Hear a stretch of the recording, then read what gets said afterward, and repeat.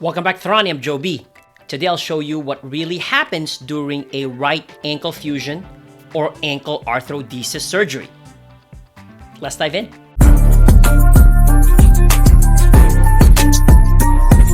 For a patient with a right talocrural joint arthritis, as shown on the X-rays or MRI, a right ankle arthrodesis is necessary. The patient is positioned in supine in the operating table, and a regional block is administered. A tourniquet was placed to the right thigh, and the surgical approach was performed using sterile techniques. The right ankle was identified prior to skin incision. Then a skin incision were made and extended appropriately. The soft tissues, including the synovium and articular cartilage, were carefully removed to expose the ankle joint. The joint surfaces were meticulously debrided, and the remaining articular cartilage was excised. The subchondral bone was prepared using a curettage to create bleeding bone surfaces.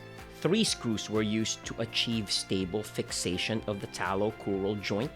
An autograft, either from the pelvis, tibia, or talar neck, were used to fill the bleeding bone surfaces at the distal end of the tibia and talus to promote fusion.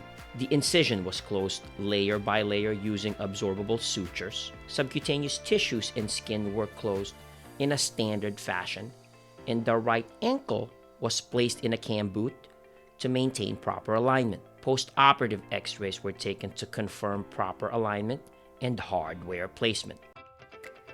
So do you want to know what happens during a right Achilles tendon repair? If so, then watch this next video. Thank you so much.